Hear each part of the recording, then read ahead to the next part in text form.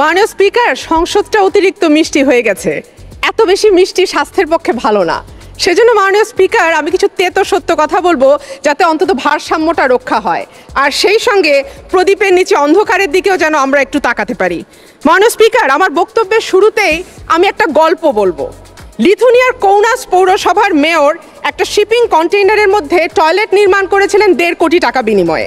কাছাকাছি একটা tennis club একই ধরনের টয়লেট বানায় মাত্র 4.5 লক্ষ টাকা খরচ করে। মেয়রের ওই টয়লেট নির্মাণে অবিশ্বাস্য খরচের কারণে মানুষ মজা করে সেই টয়লেটকে বলতো গোল্ডেন টয়লেট। একই রকম কিংবা একটু বেশি দৈর্ঘ্যের অন্যান্য সেতুর সাথে পদ্মা সেতুর বর্তমান ব্যয় তুলনা করলে পদ্মা সেতুকে আমরা বলতেই পারি আমাদের গোল্ডেন ব্রিজ। এবং যৌক্তিকভাবে অনুমান করি কৌনাস গোল্ডেন টয়লেট কেসের পাশাপাশি বাংলাদেশ গোল্ডেন ব্রিজ কেসও দুর্নীতির একটা টেক্সট বুক এক্সাম্পল হয়ে থাকবে। মাননীয় স্পিকার, ফিরে আসি আবার পদ্মা সেতুর কথায়। পদ্মা বহুমুখী সেতুর নির্মাণ কাজ শুরু হওয়ার কথা ছিল 2011 সালে, শেষ হওয়ার কথা ছিল 2013 সালে। মূল প্রকল্পের পরিকল্পনা করেন সাবেক তত্ত্বাবধায়ক সরকার 2007 সালে। সেই সময় 10,161 কোটি টাকা বহুল আলোচিত পদ্মা প্রকল্প পাশ হয়। পরে দুর্নীতির অভিযোগে যখন বিশ্ব ব্যাংক চলে যায় তখন আওয়ামী লীগ পদ্মা সেতুর ভার নেয় এবং দফায় দফায় এর মেয়াদ বাড়ে এবং অর্থ বেড়ে সেটা 30,000 কোটি টাকা হয়। আমাদের সাথে যদি আমরা তুলনা করি, ভারত, চীন, মালয়েশিয়া, ব্রুনেইয়ের মতন দেশে প্রতি কিলোমিটার সেতু তৈরিতে খরচ পড়ে 500 থেকে 700 কোটি টাকা।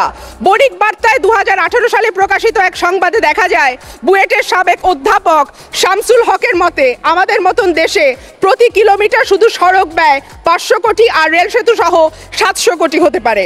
তবে নদীর জটিল ভূ প্রকৃতি বিবেচনায় কোনো কোনো ক্ষেত্রে এটা দ্বিগুণও হতে পারে। অর্থাৎ রেল সেতু সহ সর্বোচ্চ 1400 কোটি টাকা পার কিলোমিটার হতে পারে, অথচ পদ্মা সেতুর নির্মাণ ব্যয় 5,000 কোটি টাকা পার কিলোমিটার। আমরা যদি ঘরের পাশে ভূপেন হাজারিকা সেতুর দিকে তাকাই, 9 কিলোমিটারের এই ভূপেন হাজারিকা সেতুর নির্মাণ ব্যয় 1100 কোটি রুপি। অর্থাৎ ভারতে একটা পদ্মা সেতুর নির্মাণ ব্যয় দিয়ে 30টা ভূপেন হাজারিকা সেতু নির্মাণ সম্ভব। আমরা যদি ভারতের কাচ্চি দরগা থেকে বিদুপুর পর্যন্ত গঙ্গা নদীর উপরে যে সেতু নির্মিত হচ্ছে 10 কিলোমিটারের 6 লেন বিশিষ্ট, সেই সেতুর খরচ হচ্ছে 3,000 কোটি টাকা। অর্থাৎ একটা পদ্মা সেতুর ব্যয়ে ভারতে 10টা সেতু নির্মাণ সম্ভব। লুটপাট আর কাকে বলে? মাননীয় স্পিকার, শুরুতে যখন পদ্মা সেতুর পরিকল্পনা নেওয়া হয় তখন রেল পরিকল্পনা ছিল না, কিন্তু পরে আওয়ামী লীগ এতে রেল যুক্ত করে এবং দাম বেড়ে হয় 39,246 কোটি টাকা। এর মধ্যে 21,036 কোটি টাকা ঋণ দিচ্ছে এক্সিম ব্যাংক অফ চায়না, বাকিটা দেশের টাকা। পদ্মা সেতু রেল সংযোগ প্রকল্পের অন্যতম লক্ষ্য ধরা হয়েছিল পায়রা গভীর সমুদ্র বন্দরের সঙ্গে সংযোগ, কিন্তু সরকার বহু টাকা নয়-ছয় করার পরে, নষ্ট করার পরে পায়রাকে আর গভীর সমুদ্র বন্দর করে নাই। সুতরাং আমাদের রেল কন্টেইনার পরিবহনের যে পরিকল্পনা নেওয়া হয়েছিল সেটিও এখন আর হচ্ছে না। বিদ্যমান পরিস্থিতিতে চট্টগ্রাম বিশ্ববিদ্যালয়ের অর্থনীতি বিভাগের সাবেক অধ্যাপক ডক্টর মইনুল ইসলাম সহ অন্যান্য বিশেষজ্ঞরা বলছেন পদ্মা সেতু রেল সংযোগ প্রকল্প লাভজনক নয়। এটা থেকে যা আয় হবে সেই তুলনায় ঋণ পরিশোধ করতে হবে অনেক বেশি। মাননীয় স্পিকার, এমনই এক গোল্ডেন সেতু যার পরতে পরতে কেবল দুর্নীতি আর দুর্নীতি। ঢাকা মাওয়া ভাঙা মহাসড়ক যেটি পার হয়ে পদ্মা সেতুতে যেতে হবে, সেই মহাসড়কটি 55 কিলোমিটার 11,500 কোটি টাকা ব্যয় নির্মিত হচ্ছে। অর্থাৎ ঢাকা ভাঙা মাওয়া মহাসড়কটির পার কিলোমিটার ব্যয় 200 কোটি টাকার ওপরে, যেখানে ইউরোপ আমেরিকায় 4 লেনের সড়ক তৈরিতে ব্যয় হয় 30 থেকে 35 কোটি টাকা। এই সেতু নিয়ে সরকারের সবচেয়ে বড় গর্বের জায়গা হলো নিজের টাকায় সেতু তৈরি করছে। তাহলে প্রশ্ন হচ্ছে, যদি ঋণের টাকায় সেতু তৈরি হয় সেইটা বুঝি নিজের টাকা নয়? ঋণের টাকা কি সুদসহ দেশকে পরিশোধ করতে হয় না? আসলে সত্যি বলতে কি, ঋণ নিয়ে প্রকল্প বাস্তবায়ন করাটাই স্বার্থের অনুকূল।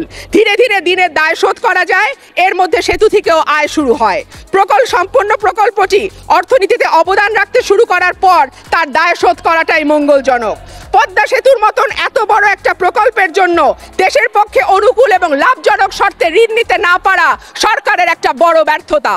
আজকে এই সংসদে আলোচনা হয়েছে বিশ্ব ব্যাংক আবার ফিরে এসেছিল, তাহলে বিশ্ব ব্যাংকে নেওয়া হয়নি কেন? বিশ্ব ব্যাংকের ঋণ নেওয়া হয়নি এই কারণেই বিশ্ব ব্যাংকের ঋণ নিলে জবাবদিহিতা হয় এবং এই সরকার যে হরিণ লুট করেছে পদ্মা সেতু থেকে সেটা বিশ্ব ব্যাংকের ঋণ নিয়ে করা সম্ভব ছিল না। মাননীয় স্পিকার, যতই অস্বাভাবিক হোক সেটা নিয়ে প্রশ্ন তোলার কোনো জো নাই। সংসদে আজকের পরিবেশের দিকে তাকালেই বোঝা যায় কি বিভৎস অসহিষ্ণু এক সংসদ। মাননীয় স্পিকার, কিছুদিন আগে এই পদ্মা সেতু নিয়ে টিকটক ভিডিও করবার কারণে এক দরিদ্র শ্রমিককে ডিজিটাল নিরাপত্তা আইনে মামলা দেওয়া হয়েছে, তাকে গ্রেফতার করা হয়েছে, তাকে রিমান্ডেও নেওয়া হয়েছে। মাননীয় স্পিকার, এই দেশে মত প্রকাশের স্বাধীনতার কি অবস্থা এটা আমরা কম বেশি সবাই জানি। কথায় কথায় ডিজিটাল নিরাপত্তা আইনে মামলা, কথায় কথায় গ্রেফতার, কথায় কথায় রিমান্ডে নেওয়া এখন আর কোনো বিষয় না। ডিজিটাল নিরাপত্তা আইন খুব সম্ভবত এই সরকারকে আর খুব বেশি নিরাপত্তাও দিতে পারছে না। তাই আমি প্রস্তাব করব, এখন সময় এসছে হলোকাস্ট ডিনায়াল অ্যাক্টের মতন ডেভেলপমেন্ট ডিনায়াল অ্যাক্ট বা উন্নয়ন অস্বীকার আইন নামের একটি আইন করা হোক, যেই আইনে সরকারের বয়ানের সাথে যারা একমত না হবে, সরকারের লুটপাটকে যারা অনুমোদন না দেবে, সরকারের লুটপাটের বিরুদ্ধে যারা বলবে, হাজার হাজার কোটি টাকা এক একটা প্রকল্প থেকে নিয়ে সরকার যেভাবে দেশকে খালি করছে জনগণের টাকা, সেই বিষয়ে যদি কথা বলা হয় এবং সরকারের দেয়া জিডিপির প্রবৃদ্ধি, মাথাপিছু আয়, অবকাঠামো নির্মাণকেই একমাত্র উন্নয়ন বলে ধরে যারা নিতে না চায়, যারা মানবাধিকারের কথা বলে, ভোটের অধিকারের কথা বলে, দেশের মানুষের সুশাসনের কথা বলে, ন্যায় বিচারের কথা বলে, বিচার বিভাগের স্বাধীনতার কথা বলে, সেপারেশন অফ পাওয়ারের কথা বলে, সেই সব মানুষকে না হয় ডেভেলপমেন্ট ডিনায়াল অ্যাক্টে শাস্তি দিয়ে একেবারে জেলে পুরে রাখা যাবে যতদিন খুশি ততদিন। ধন্যবাদ মাননীয় স্পিকার। বিরোধী দলকে নিশ্চিহ্ন করে দিতে চায়, যারা দেশকে পরমুখাপেক্ষী রাখাকেই শ্রেয় মনে করে, যারা বিদেশের কাছে, বিদেশিদের কাছে ধর্ণা দেওয়াকেই শ্রেয় মনে করে, দেশের মানুষের ওপরে যাদের কোনো আস্থা নেই, তাদের জীবনে, তাদের কোনো ধরনের কোনো বইয়ের মধ্যে, জীবনচারিতায় কোথাও অন্ততপক্ষে এই আত্মমর্যাদা বা আত্মবিশ্বাস, এই শব্দগুলোর অস্তিত্ব থাকতে পারে না এবং নেই। সে কারণেই তারা বোঝে না শেখ হাসিনা কোন আত্মবিশ্বাস আর আত্মসম্মানের জন্যে এই সেতু নিজ অর্থে করেছেন। তিনি আরও কয়েকটি প্রশ্ন তুলেছেন, ভূপেন হাজারিকা সেতুর সঙ্গে তুলনা করেছেন। ভূপেন হাজারিকা সেতু আর এই সেতুর মধ্যে আকাশ পাতাল তফাৎ। ভূপেন হাজারিকা সেতুর পাইল লোড মাত্র 60 টন, পদ্মা সেতুর পাইল লোড 8200 টন। ভারতের ওই সেতুর এক একটি পিলার 120 টনের, পদ্মা সেতুর একটি পিলার 50,000 টনের। সেই হিসেবে ওই সেতুর 133 গুণ বেশি শক্তিশালী এই সেতু। বিশ্বের আর কোথাও সেতু তৈরিতে পদ্মা নদীর মতো এত তলদেশে গিয়ে পাইল গাঁথতে হয়নি। পদ্মা সেতুর মতো এত স্রোতস্বিনী নদীর উপর বিশ্বে সেতু হয়েছে মাত্র একটি। এই অনন্য বৈশিষ্ট্যের কারণেই এটি বিশ্বের অন্যতম ব্যতিক্রমী সেতু এবং আমাজন নদীর পরেই বিশ্বে বাংলাদেশের পদ্মা নদীর অবস্থান খরস্রোতার দিক থেকে, তার উপর দিয়ে এই সেতুটি করা হয়েছে। পানি প্রবাহের বিবেচনায়ও বিশ্বে আমাজন নদীর পরেই এই প্রমত্তা পদ্মা। 400 মিটার গভীরে পাইল নিয়ে যেতে হয়েছে। পৃথিবীর সেতু নির্মাণে এটি বিরল ঘটনা। একটু আগেই বলেছি এক একটি পাইলের ওজন 8200 টন এবং পাইল এত গভীরে যাচ্ছে যে ভেতরে এটি 40 তলা ভবনের সমান হবে। আমাকে 1 মিনিট দেবেন বা 30 সেকেন্ড বলুন।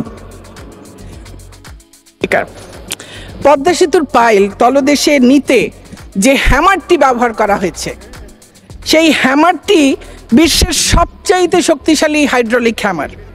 পৃথিবীর কোথাও আর কোনো সেতুতে এমন শক্তিশালী হ্যামার ব্যবহৃত হয়নি। এই হ্যামারটি জার্মানি থেকে বিশেষ অর্ডারে তৈরি করে আনা হয়েছে।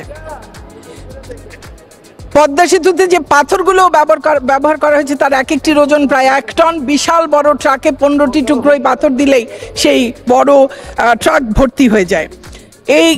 এই যে বিরাট যে কারখানা, সেই কারখানায় যেটি তৈরি হয়েছে, একদিকে সেতুর পদ্মা সেতুর পাইল এবং স্প্যানের যে বিশাল কারখানা, বিশাল এক কর্মযজ্ঞ। একদিন হয়তোবা তাদের একটু আগ্রহ থাকলে যদি দেখে আসতেন তাহলে তারা নিজেরাই হয়তো তাদের ভুল বুঝতে পারতেন, কিন্তু তারা সেটাকেও মনে করেননি প্রয়োজন আছে বলে। যখন আমরা বলবো কোনো কিছু সম্পর্কে প্রশ্ন তুলতেই পারি, একটু জেনে